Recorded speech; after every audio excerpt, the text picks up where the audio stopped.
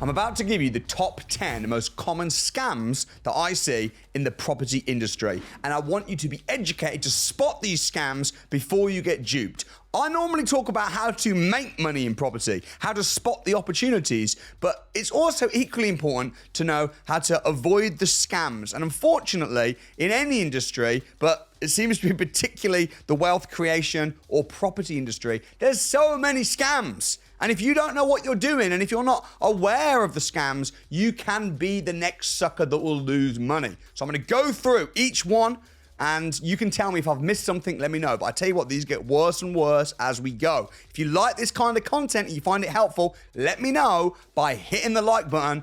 And here we go. Number one is dodgy deal sources. What do I mean by dodgy deal sources? A deal sourcer is someone that finds a property investment opportunity, a lucrative, good deal, negotiated well, and then sells it to an investor for a finder's fee. That is a perfectly legitimate, good business. However, there's a lot of deal sources that will fake the numbers. They'll pretend that the property is going to rent out for an amount that it's not. They'll say it's going to be worth $200,000 once it's done up nice, but they'll be using fake comparables, or they'll just be being overly optimistic in order to get your money. So make sure if you're buying from a deal sourcer, they're trusted, they have some form of redress or comeback, they have a reputation, they've been trained, they know what they're doing, but more importantly, make sure that you've been trained and you know what you're doing so you can do your due diligence. Make sure that you have a 14-day calling off period. Don't just pay money blindly with no contract, no calling off period, no due diligence, because there's enough deal sources that will take advantage of you. They'll see you coming. So that's number one. Number two, lease option lies. What do I mean by that? So a lease option is where you lease a property with the option to buy it down the line. So you might have a property, you rent it for £500 a month with the option to buy it for $200,000 in 7 years.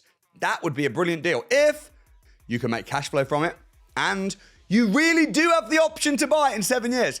No, a piece of paper with just the landlord saying, oh yeah, that's fine. That's not enough. You need a proper, legally binding lease option agreement contract with a restriction order registered at land registry. Otherwise, it's not worth the paper it's written on. I see people all the time selling lease options with no restriction order at the title deeds, with literally just paperwork that wouldn't stand up in court. That is absolutely worthless. The contract is not worth anything if it's not being represented by a lawyer and if it's not on the title deeds of the property. So I see this happen time and people will literally pay like £10,000 for a lease option. It's a complete sham. So that's number two. Number three, fake training gurus. Now listen, I know I teach people how to invest in property and I hold people's hand, I mentor them, I walk with them, but there are so many online gurus out there that literally pop up and they say they're a multimillionaire and take people's money and then they just disappear overnight. I mean, I think it's important to invest in your education, but just make sure that the person you're investing in is not a faker and they actually do what they say. And if you're buying a course and spending thousands of pounds, that there's support, there's mentoring. You're actually going to have hand-holding support, not just some online videos. And now the person's disappeared and gone bust. So if someone says, I'm a multimillionaire, make sure that they can actually back it up and prove their claims. Otherwise, run a mile. It could be another scam. Number four is shady builders. A lot of builders will try and charge you up front. So you'll buy a property, it's run down, and they'll say, oh yeah, the refurb's 30 grand. And you think, oh, that sounds reasonable. They'll take your 30 grand, and then they'll do a runner, and they'll disappear off the face of the earth. If they've got a company, they'll close it down. If they've not got a company, you'll never find them again. They'll change their number. So make sure, again, you do your research. You know who you're working with. You make sure you do the company checks. You have the correct contracts. You have a schedule of works and you pay in stages. Don't pay too much up front lest they disappear. Number five, HMO licensing evasion. What does this mean? This is when people buy a house, turn it into a HMO, but it's an illegal HMO. It's got no license. It's got no planning permission. It's a dodgy, illegal, criminal HMO. They might put tenants in there on fake AST contracts, paying super high rents with no license, and then they'll sell the HMO to some dum-dum that doesn't know about HMOs, that just thinks, oh, wow, that's making $3 grand a month and it's only 150 grand. They'll buy the house and then realize it has to be closed down by the authorities because it should never have been a HMO in the first place. Number six, fake serviced accommodation numbers. This is where somebody will sell you a property and they'll say, oh, it's going to be a serviced accommodation, but then inflate the numbers by 100%. They'll say, oh, it's going to be £200 a night and it's going to be a 90% occupancy rate. But actually, it's in a council estate. They've just literally just lied about the numbers or given absolute best case scenario in order to hoodwink a newbie that doesn't know what they're talking about to sell a deal and make a quick buck. Make sure you know how to do your own research. Don't just say, oh, serviced accommodation. Okay, like serviced accommodation is really powerful. You can make a lot of money, but it doesn't work in every area. And there may be restrictions. There might be a head lease restriction. It might be in an area where you have to have a license, or there might be a 90-day rule in that area. And the deal sourcer didn't tell you that. They just sprinkled magic fairy dust and said, serviced accommodation. And you stupidly, naively bought the deal because you didn't know what you were doing and you fell for the serviced accommodation scam. Number 7, this is where things get a bit sinister right now. I've seen this happen too many times. This is the fake landlord scam. So let's say you're looking for a rent-to-rent. You want to take on a property on a company let, and you see a property and you ring up the landlord and the landlord says, yeah, absolutely. You can take this on a company let. You can rent this out on Airbnb all day long. Just pay me the deposit because I'm not in the country right now. I've got lots of people interested, but pay me the deposit, pay me a month's rent up front, and I'll secure it for you. And then next week, I'll show you around the property. And you'd pay.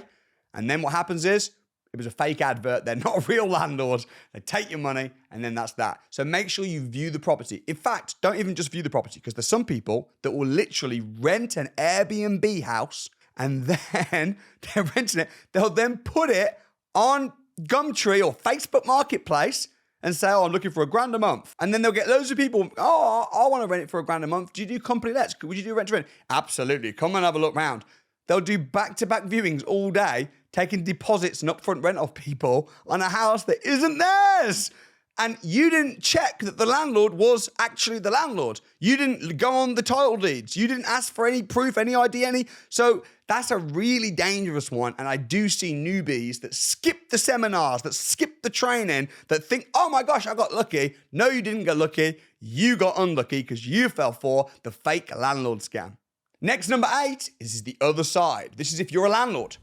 And this is called the fake rent-to-rent guarantor scam, where you have a property and people contact you and say, can I rent your property? I want to do it as a company let. And you go, okay, cool.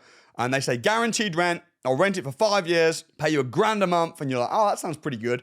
And then you rent it to them, but it turns out that actually they don't pay the rent. They rent it out and don't pay you the rent. And then by the time you've kicked them out and they've ended up walking away, costing you thousands of pounds, this can be a real pain. Rent-to-rents can be fabulous when done right, but just make sure if you are renting to somebody, make sure that you know the risk, you know the reward, and you do your checks.